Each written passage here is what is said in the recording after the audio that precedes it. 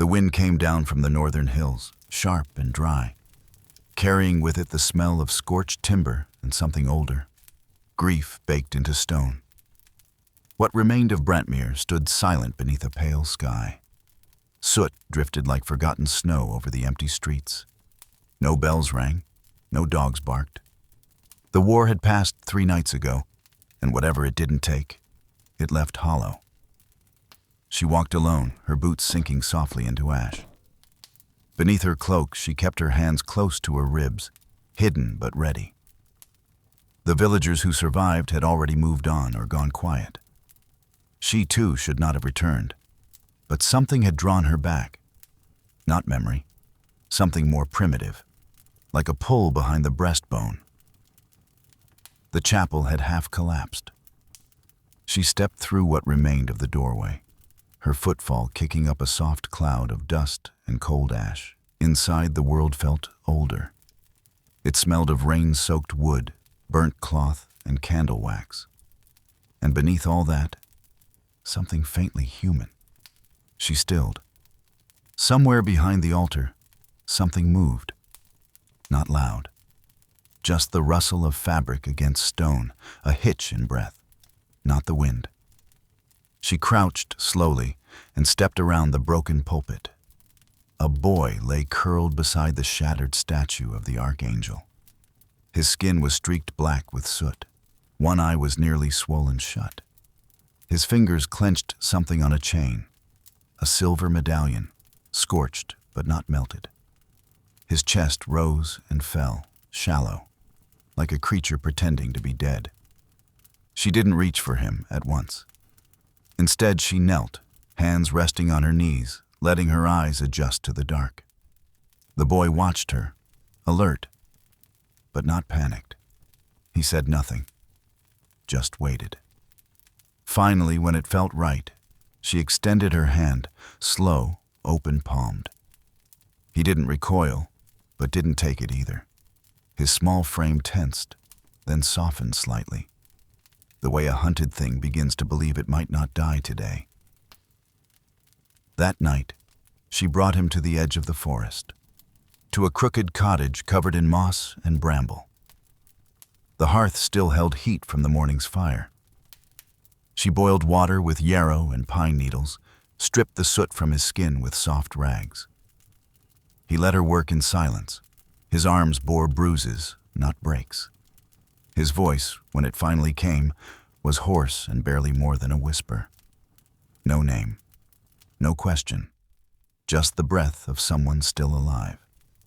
She asked nothing more. Some children speak to feel safe. Others stay quiet to remain unseen. This boy belonged to the second kind. Later, when he slept curled near the fire, wrapped in her old wool cloak, she watched him from her work stool.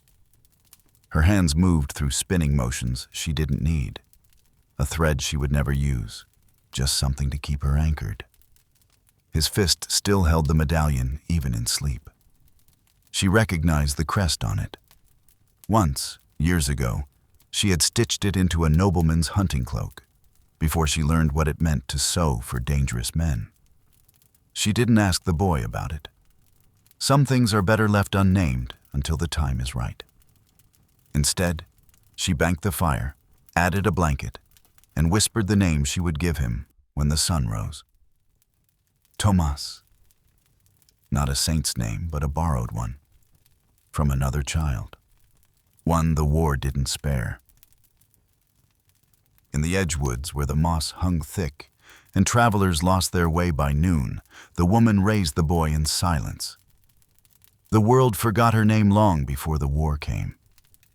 In the village, they once called her Mira the Weaver, but no one had spoken it in seasons.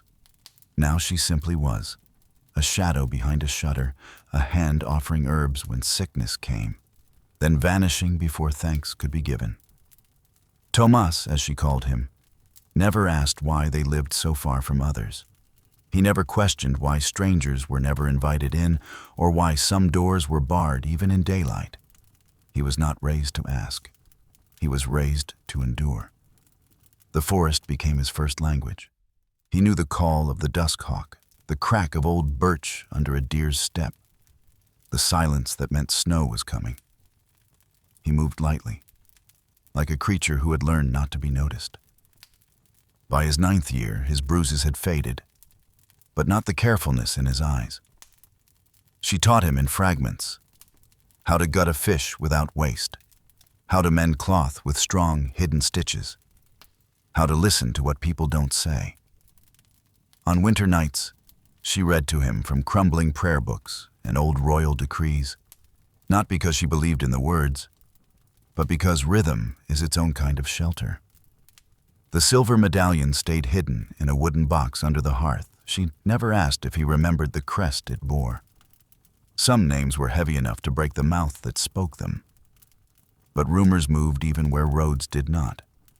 In nearby hamlets, tavern whispers stirred, the Duke's bloodline stained, a scandal hushed by coin and fire. A bastard child gone missing. No one dared speak it plainly, but the old symbols resurfaced, carved on trees, whispered at wells. One morning, while Tomas fetched water, she took the medallion and buried it beneath the roots of an ash tree. He never asked what she had done with it. But for days after, he walked differently, heavier, as if something had been pulled from him. By his 12th year, Tomas could track a hair, mend a wound, and lie with his eyes. He could survive. But what he hadn't yet learned, and what she feared he soon must, was how to be seen. Because in the distance, across the hill passes, the court stirred once more. And silence, though safer than truth, does not last forever. The first sign came with the frost. It was the kind that slicks bark and stiffens air, that arrives too early in the season and makes the old remember things best left forgotten. Mira woke before dawn to a stillness that felt unnatural. Even the birds seemed to hold their breath. Tomas had grown tall in the past year, voice low now, hands calloused from axe and needle. At 16, he moved with quiet certainty, but his eyes still scanned the tree line the way wounded things do. That morning, as he split firewood near the edge of the clearing, he paused, head tilted, listening. A distant horse. Only one. They said nothing. Mira wiped her hands on her apron and walked inside. By the time Tomas followed, she was already pulling the worn satchel from beneath the floorboards, the one with dried herbs, flint, a sealed pouch of coins, and the small blade she hadn't touched in years. She didn't tell him why. That afternoon, they ventured into the village below for salt and thread. The place had changed. New faces, less laughter, more eyes that slid past you without truly seeing. They traded quietly and left before the sun dipped. But near the edge of the market green, a voice stopped them. "You weave for the high houses, don't you?" It came from a man standing by a cart of dried apples. His cloak was fine, too fine for a merchant. His eyes lingered too long. Mira didn't answer. She merely nodded once, polite, and turned away. But later, when they returned home, she found something nailed to the door. It was a crude symbol drawn in ash, a circle with 3 downward slashes. Old court language. Not spoken, only marked. She had seen it once, long ago, during the purges, a quiet warning between soldiers, traitor sheltering blood. That night, she did not sleep. She sat by the hearth with the blade across her knees, listening to the wind run its fingers through the eaves. At dawn, a kestrel landed on the woodpile, its feathers marked with red paint. Not blood. Paint. Deliberate. Tomas saw it, and for the first time in years, he looked afraid. They left before the moon rose. No fire, no food, only silence, and the sound of boots on frost. Mira packed what she could carry in a single satchel: herbs, dry bread, the knife, a cloak lined in wolf fur that had once belonged to her sister. Tomas took nothing but a water skin and the bow he'd carved last spring. They didn't speak as they moved beneath the pines. No need. They had practiced this walk in their minds for years, through stories and glances, through the way she always kept the satchel within reach, the way he always watched the stars as if memorizing escape routes. By the time they reached the hollow pass, the sky had turned silver. The old stone arch still stood there, half swallowed by vines, once part of a road used by kings and tacksmen, now abandoned to wolves and exiles. No one with a name passed this way anymore. Tomas paused beneath the arch. "Where does it lead?" he asked quietly. Mira looked at him for a long moment. It was the first thing he had said in hours. "To the kind of place where names don't matter," she replied. They continued, but they were not alone. Just past the ravine, the horses came, 4 of them, no bells on the reins, no torches lit. They moved like ghosts, wrapped in charcoal cloaks. One dismounted with the ease of a man who had killed before. Mira pressed Tomas behind a boulder. Her breath was steady, but her hands trembled slightly. The knife in her palm felt too light. She had hoped it would not come to this, that the court would lose interest, that the crown would bury its shame beneath some newer sin. But hope, she'd learned, was a poor thing to carry when hunted.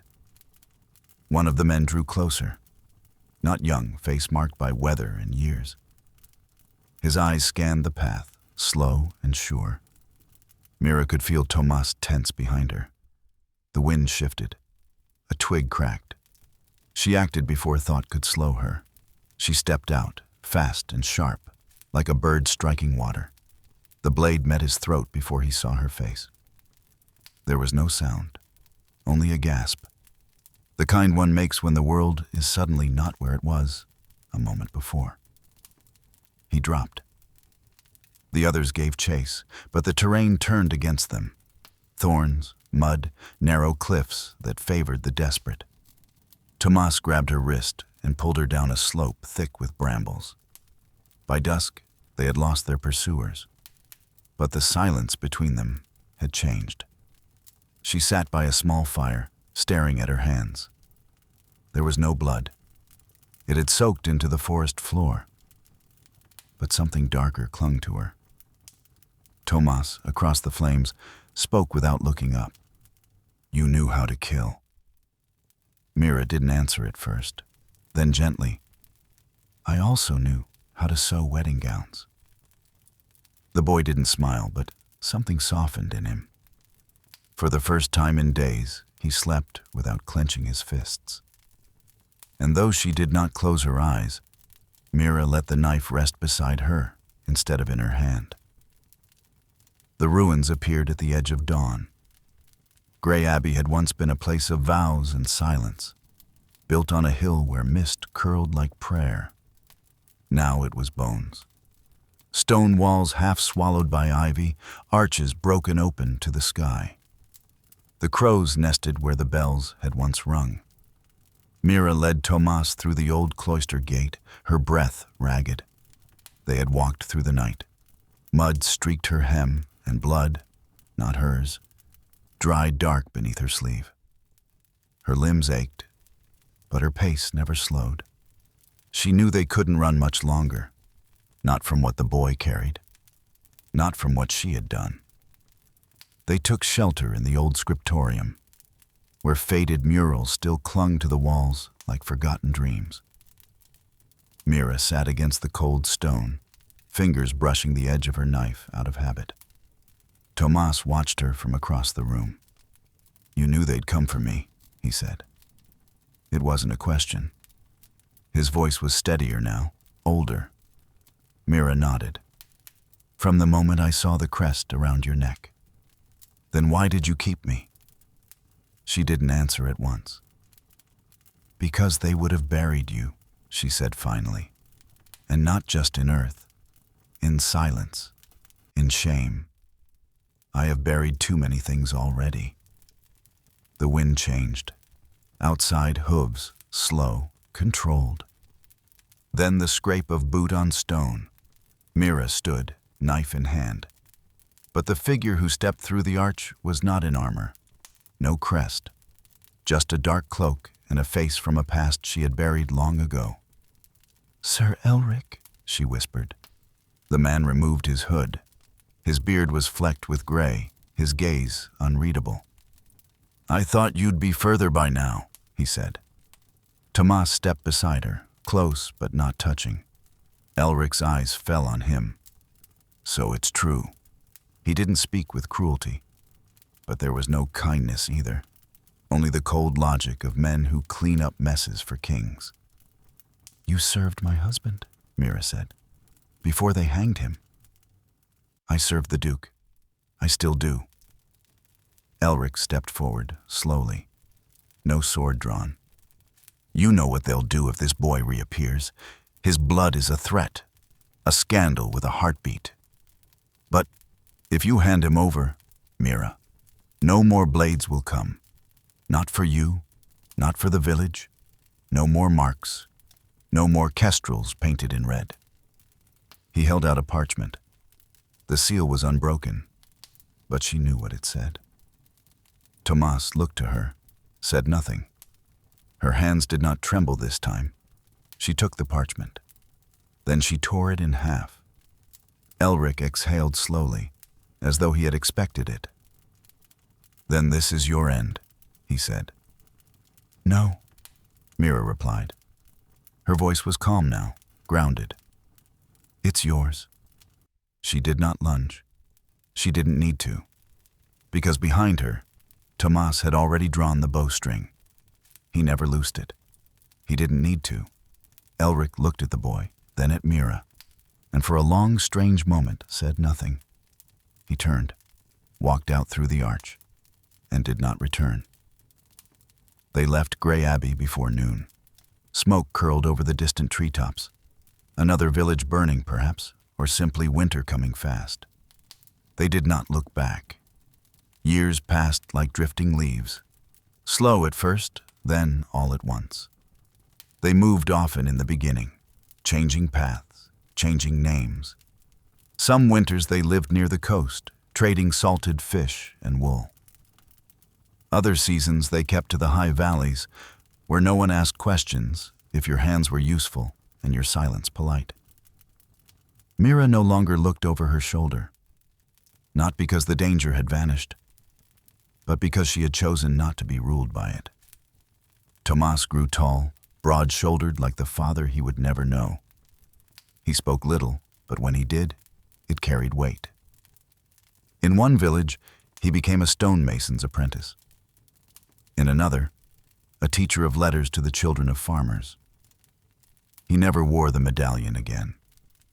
He did not need to. One spring, Mira fell ill. Not with violence, but with time. Her hands, once so steady with thread and blade, trembled when she held a spoon. Her voice frayed like worn linen. She passed quietly under a blooming elder tree with Tomas at her side. He buried her just beyond the chapel ruins of a quiet village, not far from a river that sang through the reeds. The grave was simple. No crest, no dates. Only one word, carved deep into the stone: Mother. Nothing else needed. He stood there a long time, the spring wind stirring his cloak. In his hand was the medallion, dulled now, the crest nearly worn smooth. He set it down gently at the foot of the stone. And just as he turned to leave, a gust of wind swept through the field, scattering white petals from the elder tree above. They fell without sound, soft as breath, soft as memory.